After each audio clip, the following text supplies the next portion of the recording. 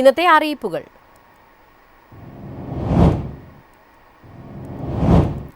നാട്ടിൽ തിരിച്ചെത്തിയ പ്രവാസികൾക്കായി സംസ്ഥാന സർക്കാർ നോർക്ക റൂട്ട്സ് വഴി നടപ്പിലാക്കി വരുന്ന സാന്ത്വന ധനസഹായ പദ്ധതിയുടെ അദാലത്ത് ജൂലൈ 19 കോട്ടയത്ത് നടക്കും. കോട്ടയം കലക്ടറേറ്റ് കോൺഫറൻസ് ഹാളിൽ രാവിലെ 10 മുതൽ വൈകിട്ട് 3 വരെ നടക്കുന്ന അദാലത്തിൽ മുൻകൂട്ടി അപേക്ഷിക്കുന്നവർക്ക് മാത്രമായിരിക്കും പ്രവേശനം.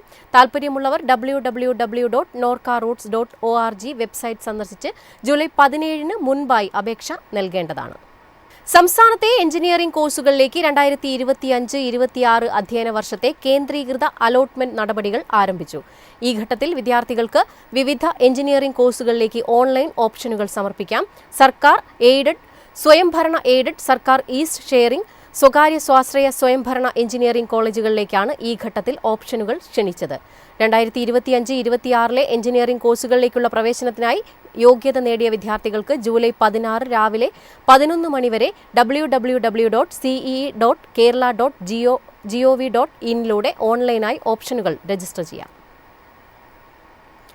സംസ്ഥാനത്തെ സർക്കാർ ഹയർ സെക്കൻഡറി സ്കൂൾ അധ്യാപകരുടെ 2025-26 വർഷത്തെ പൊതുസ്ഥലം മാറ്റത്തിന് ശേഷം നിലനിൽക്കുന്ന ഒഴിവുകളിലേക്ക് അഡ്ജസ്റ്റ്മെന്റ് ട്രാൻസ്ഫർ നടത്താനുള്ള പ്രക്രിയ പൊതുവിദ്യാഭ്യാസ ഡയറക്ടറേറ്റ് ആരംഭിച്ചു. ഇതിന്റെ ആദ്യപടിയായി അഡ്ജസ്റ്റ്മെന്റ് ട്രാൻസ്ഫറിന് അപേക്ഷിക്കുന്നവരും പൊതുസ്ഥലം മാറ്റത്തിന് ശേഷം പുതുതായി നിയമിതരായവരും അവരുടെ പ്രൊഫൈൽ ജൂലൈ 17 പോർട്ടലിൽ പുതുക്കേണ്ടതാണ്. തിരുത്തലുകൾ ആവശ്യമുണ്ടെങ്കിൽ ബന്ധപ്പെട്ട രേഖകളോടെ പോർട്ടൽ വഴി പ്രിൻസിപ്പലിന് പരിശോധനയ്ക്ക് സമർപ്പിക്കണം.